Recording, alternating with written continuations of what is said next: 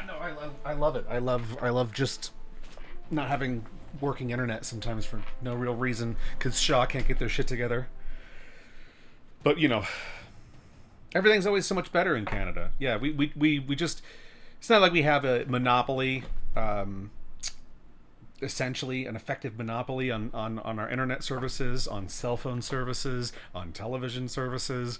They're all owned by two companies basically, and I wouldn't be surprised if offshores they're owned by one company, really. Anyways, I guess I'll raid the DOJ off stream. I've been sitting here like waiting to start stream so I could crack this bad boy open on stream, and just stream couldn't start because fucking internet sucks. I mean, it's just kind of nuts, like how bad it's been. It just goes to these periods where there's just issue, and they never communicate anything to the customer to tell you like what's going on. I mean, you're paying for this shit, right? It's like if there's periods of time where we can't use it for its intended purpose as a service that we're paying for, should we not be prorated for that time lost? Like, I understand if like overnight or whatever, that's like, they're going to do maintenance and stuff on servers overnight a lot of the time anyways for, all kinds of reasons, all kinds of companies and servers and things like that. But in this case, it's like middle of the day on a Sunday. Everyone's home right now. Like, just it should be working.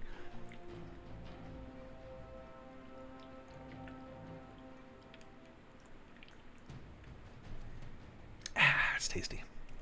I haven't had a regular Arizona in so long. They're hard to find these days here. Don't know if it's the tariffs or some other shit, but yeah, definitely hard to find. God, that's so annoying. I wanted to do more on stream today too. I wanted to go longer than just the fucking raid, but no, I'm not allowed to do that.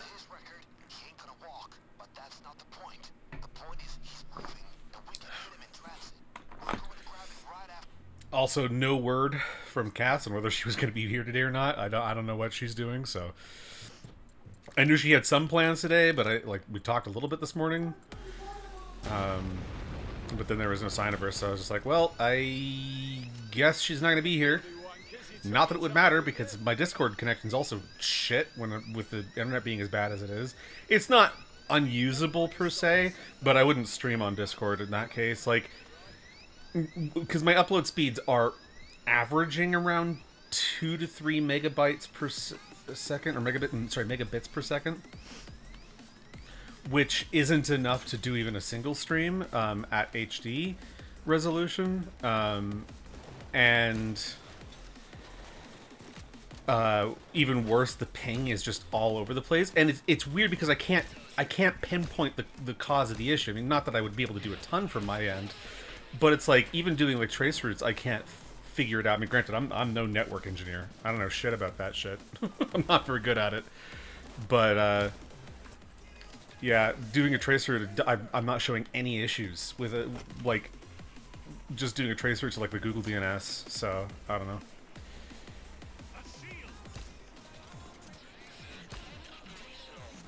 Like the fact that the total ping essentially for like a trace route to the Google domain name server is like less than the pings I'm getting for like an Ookla speed test is just fucking wild.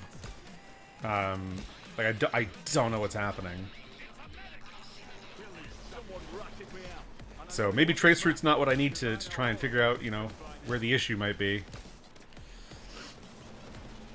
But I have this theory about internet service providers where, like, because they do a lot of these contract type things, and I feel like after a while they just kind of like, I don't know, it's weird. It feels like they just kind of like throttle your service after a couple of years with them, and then like you either call in to complain that the thing that you've been paying for, that you've been with them for years on, doesn't work the way it's supposed to, and they like they fix it for like a month or 2 months or something, and then it comes right back to being just as shit as it was before, you're called, or worse. Or you call in, you threaten to change companies, and then they don't do anything, so you change companies. And then you're with another company, and it's great for a bit, even though it's a company you've been with before, and they were shit the last time you were with them. But now they're fine. They're totally fine. Oh, everything's working beautifully for a couple of years, and then suddenly it starts to fall off again. I don't know, like, it just seems to be a trend I've noticed, but I can't think of any, like, logical explanation for why that would work that way. Unless the idea is that they intentionally throttle customers that have been around longer, to try and encourage them to upgrade their services to a higher package or something. But that doesn't make a ton of sense. I mean, maybe if their rates are going up year over year, and you're on a contract where you pay less than their current rates after a couple of years, they try to get you paid. But I'm not going to pay you more money to get the service back that I had before. Like, that doesn't make any sense. If your service sucks, I'm not staying with your service. I mean, granted, and this is where I think maybe there is some logic to this, is that because there's only really 2 internet service providers where I live, I mean, what reason did they have to worry about losing customers? Because you can only go to one other spot, and you've probably been with them before, and they suck too. So when you go over to them, they'll suck for a little while. They'll be good for a little while, then they'll suck, and then you'll just come right back, because that's what we've been doing year after year. I mean, when I first came here, we had satellite internet, and satellite internet is the most unreliable shit. Like, it's so worthless. I don't even know if it's cheaper. I don't think it is, but it's just satellite internet is so garbage. Like, it's like taking wireless connection and just puking on it. It's terrible. Oh god. Even with how good wireless has gotten, like, it's still really shoddy and unreliable at times. But yeah, I don't know. I feel like I just don't know what the fuck to do about this shit anymore. And it's like, you know, I had kind of like some hope for Starlink, but Elon Musk is kind of a tool, and I really don't. Like, he just gets more and more annoying with time. Just like, bro, can you stop? Like, you have cool ideas, and then you just turn into a total asshat over them from time to time. I think in a lot of cases, a lot of the drama about him is overblown, and he's not really that bad.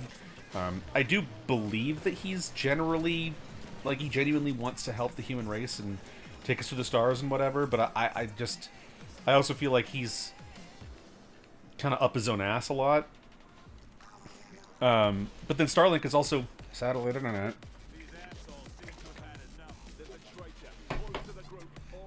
And as a gamer and a content creator, I just don't feel like it'd be reliable enough. I don't know. I mean, granted, I also live outside the city, and so we don't even have fiber to the prem out here yet. Like, or maybe we... I can't remember the details, but I know that, like, there's the two companies out here are TELUS and Shaw. Shaw's owned by Rogers, so it's technically, you could be with Rogers or you could be with Shaw, but they're the same company. You could go with Bell Satellite Internet. Bell also owns Rogers and Shaw. But yeah, like, at a certain point, you're just kind of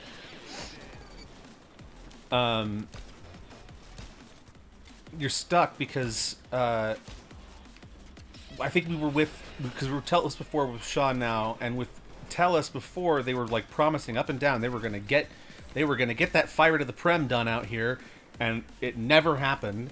And I think Shaw kind of did it, but Shaw's infrastructure is just trash from the ground up. Like, it just needs to be redone completely, and they completely shit the bed in terms of their own company structure and screwed themselves in the ass publicly. It was pretty fucking hilarious. If you weren't directly affected by it, I guess, which my family was. But yeah, so even though I think they do have fiber to the prem for Shaw, maybe I don't even know. I don't think it's to the prem. I think they just have fiber lines out here, but I don't think it's to the prem yet. I think it was like TELUS was trying to get their fiber out here, and they never got their fiber out here at all. Their whole fiber project was like canceled basically for this area because they also were just shitting themselves over and over again. Like every internet company seems to do for whatever reason. I don't know why it's just so full of like complete invalids, but it's become a monstrosity. I mean, that and cell phone companies. I think cell phone companies are also really fucking bad. And I would argue, personally, that a cell phone is one of the most important tools you can have in the modern era. Which is, it sounds weird and sounds like a tech bro thing, but ultimately, it's like, if you want to get a job, you have to have a phone line.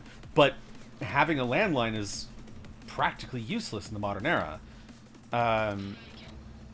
Cell phones exist. They're much more convenient. You don't need a home or a consistent like living location to have a landline or to have a cell phone. Whereas a landline, you do need that. So I don't know. I just feel like it's one of the most useful tools, and yet the companies are so shitty and treat people like such garbage. And like your cell phones cost so fucking much. It's like, fuck, dude.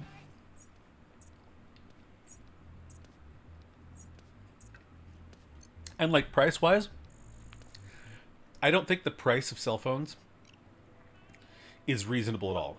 I don't think it costs as much as they claim it does to make the phones and maintain the service and everything. But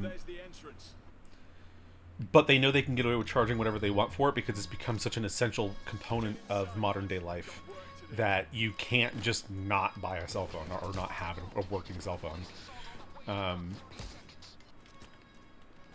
That was one of those things that, like, when I lived on my own, I realized with time it wasn't initially so mandatory when I first got out of my own. Because when I first got out of my own, I had a landline for a little bit because they sold packages, right? Like you pay for a package deal that has internet and phone and whatever with it. I like cable, but I didn't use cable, so I don't even remember if I even had cable when I first moved out, but I don't give a shit about cable. Especially not Canadian cable. Canadian cable, and this is another thing that people don't mention about Canada, is Canadian fucking TV is terrible. Like, oh my fucking god. Like, the channels they get are trash. The shows they get are trash. The fact that the Canadian government forces them to have 30% Canadian-made content is trash, especially since Canada has 10% of the population of the US in the first place. And obviously the US isn't the only other place that things get made. It's just, it's so nutty. Like, I understand them wanting to promote Canadian content, but it's like, it's at the cost of the quality, the overall quality of the content here, because, like, you're basically crippling yourself by having to greenlight shows that are not going to make any money and are not going to be good. and ultimately, your service is less valuable because you're not offering the actual quality that people are looking for. It's just watered down. And I'm not saying everything made in Canada is garbage, but I'm just saying that we all know the vast majority of things that get made anywhere in the world are garbage. And if you're forced to use a certain amount of content from a specific country, you're going to have a lot higher percentage of garbage than if you were using stuff from all over the world. based on its quality rather than specifically where it's from. It's again, it's a merit over over immutable trait kind of thing. Like, you don't hire for race, you hire for qualifications, for skill. If somebody can prove themselves at the job, then they're right for the job. You know, if they fit the team and everything or whatever. But if you're just hiring based on, oh, well, this person's Lithuanian, and we don't have any Lithuanians here, but the government says we need to have at least 6 Lithuanians. Well, we gotta hire this guy even though he's not qualified, isn't good at the job, whatever. I mean, not that that's an easy thing to exploit as a person who's in like a minority group like that, but it ultimately ends up being like, it's a lowering of standards to make everything, you know, more fair or whatever. It's like, yeah, but companies shouldn't have to be told to have inclusive hiring practices. And I'm like, right, but they're hiring, they're still going to hire the way they want to. Like, for example, if a Mexican guy shows up, say there's a really racist CEO, right? A Mexican guy shows up, and he's really fucking good at the job, and he's not picky about his pay, about, like, salary. Why would I hire the more expensive white guy who's less qualified than I would the Mexican guy who's more qualified and doesn't want as much? As a matter of fact, as a person who has, you know, run projects before where I've had to cast or hire people, I tend to be wary of the types of people that I bring on, because if someone gives me the kind of like vibe that they're just sort of an entitled person who is going to bitch and moan that I don't use enough, you know, I don't know, union actors, or I don't use enough, I don't have enough black people in my show, or I don't have enough of this or that, I'm going to be a little bit wary about hiring them, because they're just a problem at that point. And it's not going to lead anywhere positive for either of our professional careers. Because I'm not going to be proud of a project that I put someone like that in. I already have a hard enough time being proud of the work that I do, like, because I know I'm not that good.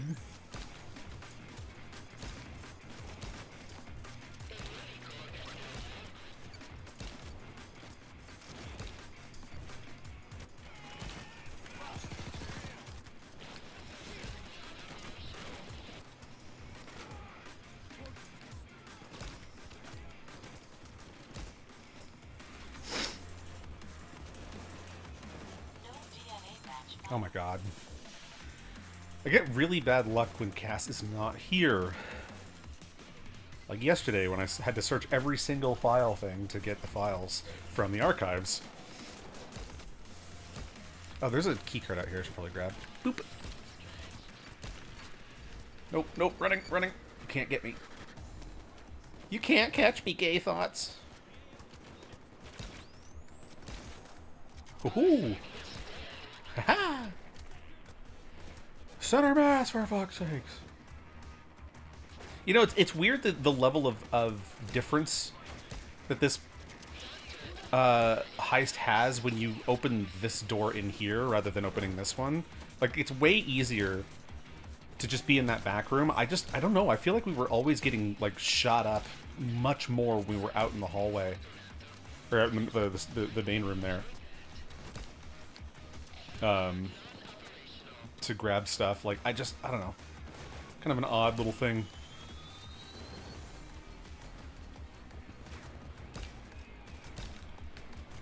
Of course, I get that earthquake, that camera shake. Where? Oh, that they broke down the ceiling over here, and I got the fucking camera shake from that far away. God damn.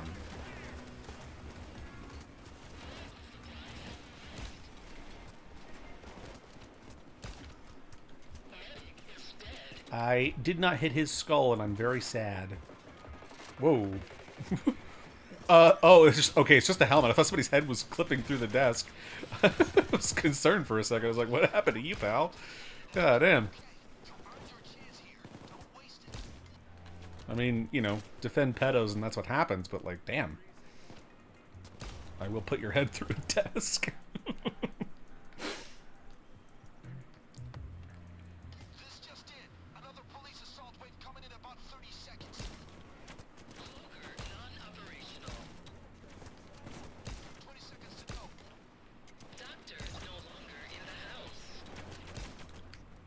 In Minecraft, of course. I can't say that in reality. Not allowed to threaten people with violence, even if they deserve it. I actually do believe that, though. I made joke and sound sarcastic, but I actually, you know, threatening people with violence is definitely something that is not protected speech in the States, and nor should it be. I'm glad that it's not.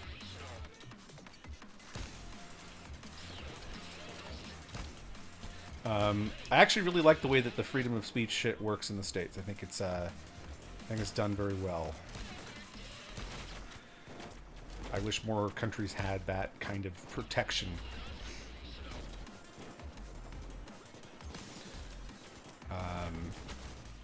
And yeah, you know, that does mean that, oh no, that, oh, like, you can't, I must be a bad person because I'm okay with somebody having a swastika on a flag. Which, I mean, if you want to put a swastika on a flag, by all means, I'm still going to call you a retard.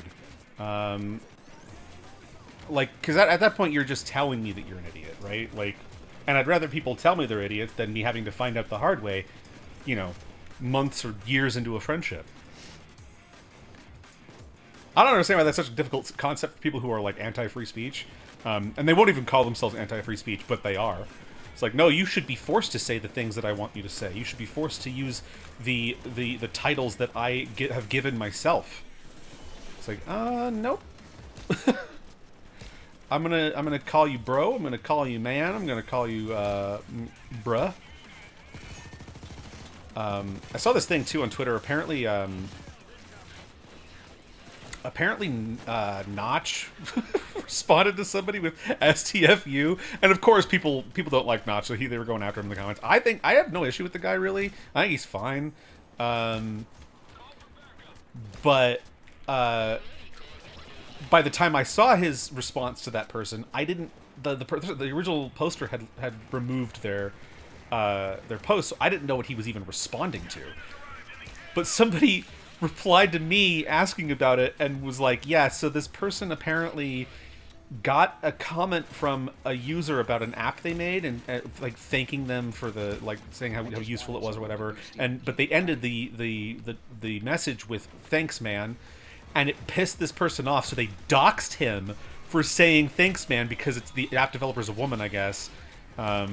Don't know if they're trans or anything like that. They just said woman, so I'm assuming if they're just a woman or maybe trans woman. It doesn't really matter to me either way.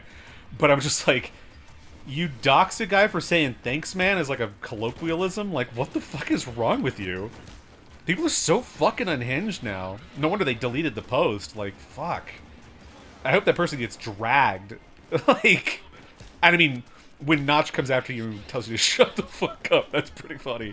And people are trying to, like, get mad at Notch for existing still on that post, which is wild. I'm like, even if it's somebody that you personally don't like on some personal level, like, fine, but you should still give them props when they're in the right? Like, you help bring people to the light when you treat them like human beings who are capable of good and evil.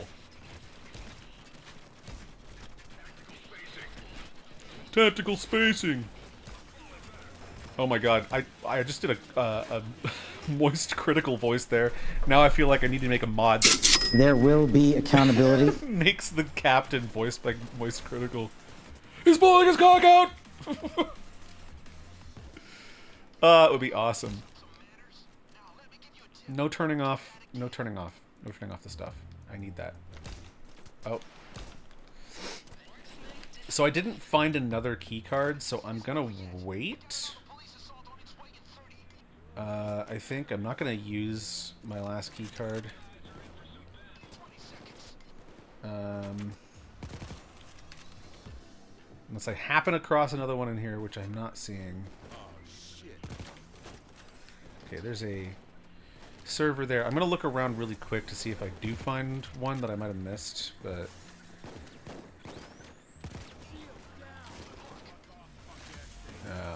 I don't think so. It's fine. Do do do do do do. Haha. Okay, well.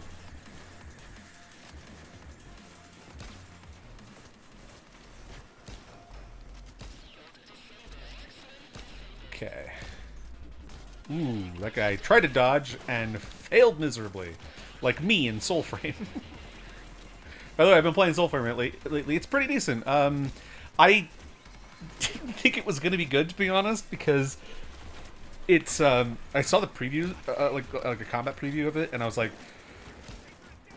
why does this look so choppy and, like, stuttery? Like, it's looked really, like, bad. Like, the gameplay just looked really terrible in that preview, and I don't know why. I have to go back and see it again. But, having played it now in the pre-alpha, no, it's aight. It's a little shallow, currently. I would argue that it's more shallow than Warframe's combat. I mean, obviously Warframe is a finished game, essentially. Like, it's still actively being developed, like live service, but it is like a game that's had several iterations on its systems. It's been out for years in, you know, its full version or whatever. Just continuously gaining updates and stuff like that. But yeah, like, it's a little shallow right now, but it is good. It's not like it's like really stuttery or anything like that, or choppy like I thought it was. It runs fine. It plays good. The combat's fun. I do just think it could use a little bit more in terms of like combat options. Because like right now too, I think that the stats that you invest in, the virtues as they call them, courage, spirit, and grace, they're a little bit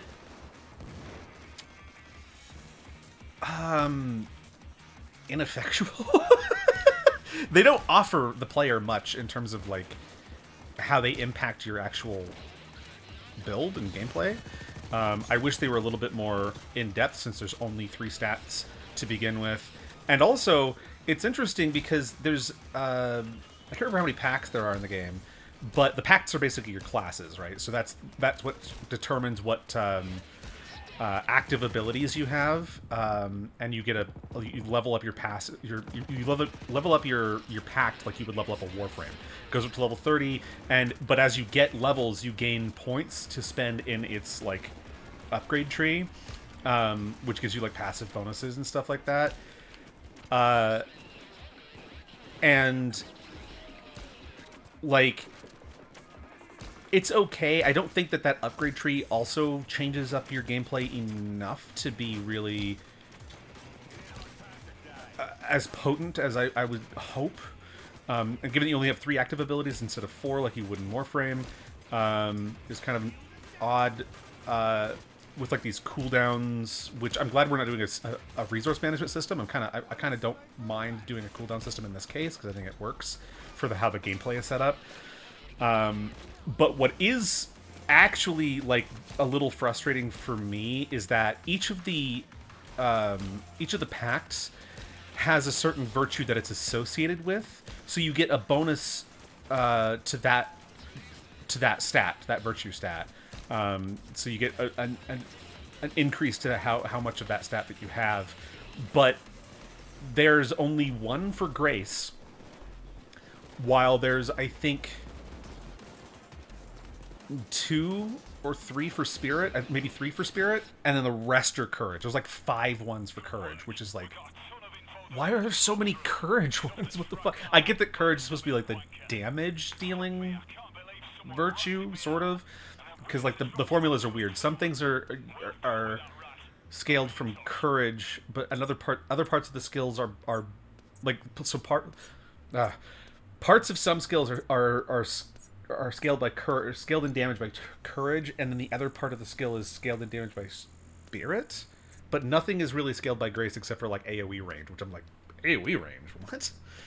There's some weird nuances to that I think are very odd.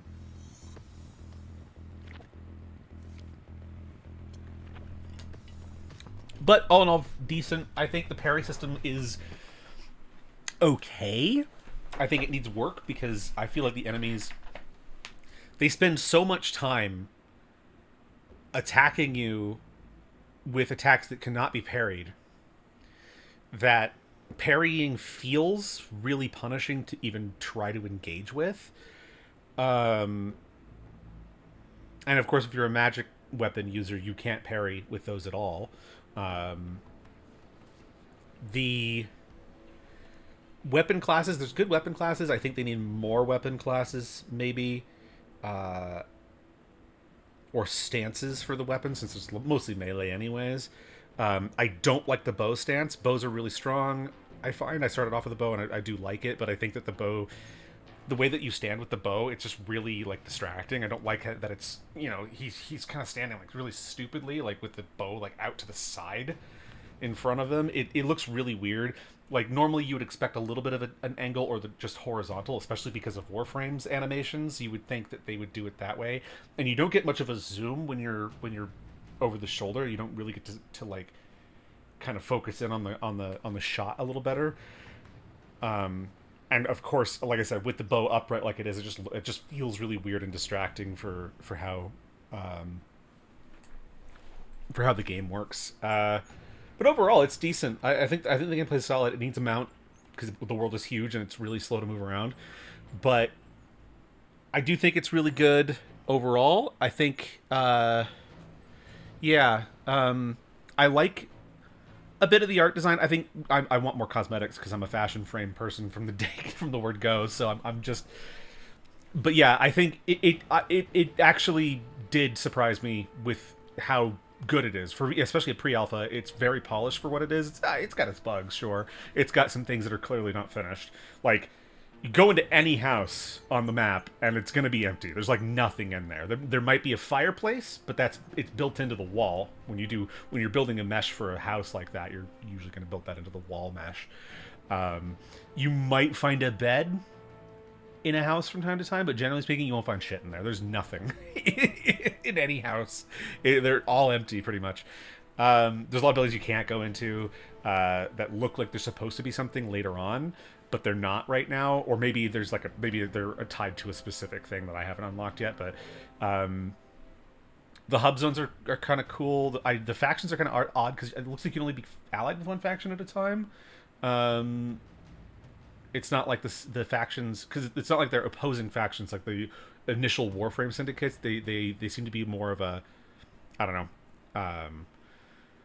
just sort of like, whoa, do you want to be allied with these guys or would be allied with those guys? Like, they're all really cool, but they're not opposing, I don't think. They're all kind of part of the resistance, so to speak. So it feels weird that you can only be allied with one at a time. It seems maybe there's more, but or a way to do more than one, but I haven't figured it out yet. I'm probably wrong. You can probably ally with more than one, but I just know that I went to one enclave and they were like, yeah, you can't talk to me. You don't have my talisman. Fuck off. And I was like, oh, okay. I don't know how to get your talisman, bro.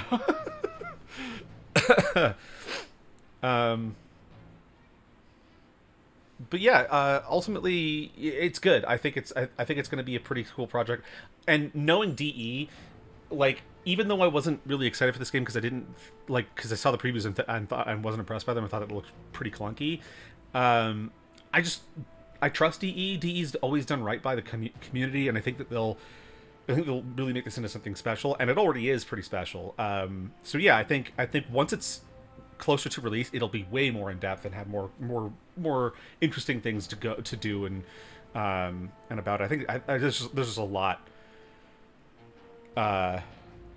of promise, I think, for this game because of the developer and because of, you know, Warframe is so good too, right? Like, I'm guessing it'll be fine, and it's already looking good. So, the only other thing I wanted to talk about before I go here is there's been a big hubbub on Twitter about Cascader, which is a sort of a procedural AI powered animation software.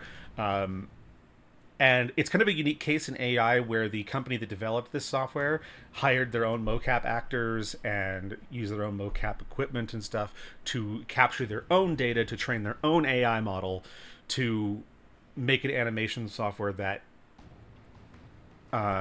essentially kind of fills in a lot of the gaps in terms of animations. And there's a lot of discussion about whether that's ethical or not, because it's, you know, it's a tool, it's their own data, it's not generative. Technically it is generative, but it's not like they're not scraping other people's data as far as we know. Maybe something will come out, but and I want to kind of talk about my stance on AI, because it's such an important topic right now. And you know, I think that my thing with AI when it comes to art is that the end result of going down this AI is great, it's the future of all everything.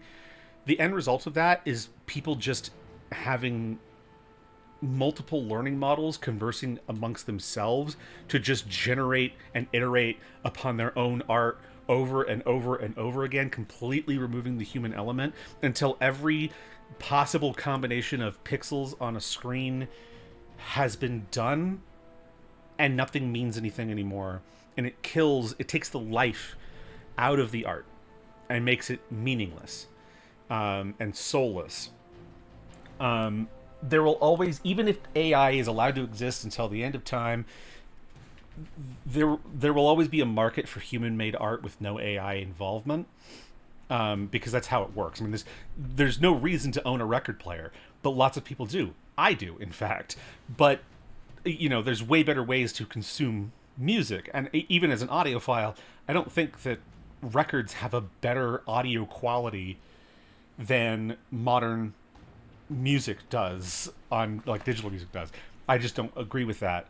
I just have a record player because it's cool, and I have records.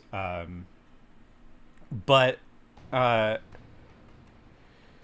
the end of the day, I feel like having AI do it all is inherently detrimental to our culture and to our civilization.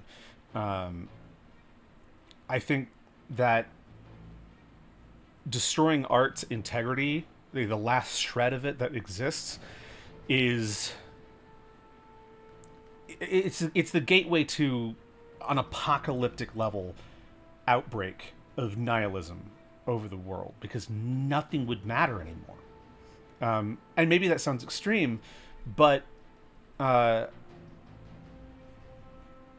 is one of those things where the art industry, no matter what specific art form that you partake in, arts are really hard to get into and have a huge barrier to entry that's very skill based. You have to be really good, and a lot of the time it is a popularity contest too, but it's also very skill based. And you know, if you suck at art, you're not going to make it very far unless you've got some other thing to carry it. And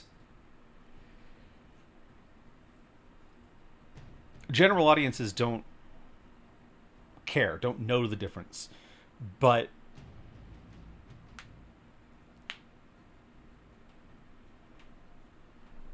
I don't know, art just this mixture of stealing other people's work, iterating on it with a computer in that way. It's just wrong, I think. It's like I said, I think it leads to an apocalyptic level of nihilism that we don't want for the world. Even if you're not stealing art, I do think it is detrimental to the morality of the world, and I think it's you're replacing jobs. I think that people who create art should be able to get work and shouldn't have to worry about being replaced by a tool like that entirely. Now, if you're using AI to make something like a tedious task more simple, more accessible to, you know, the average artist, fine.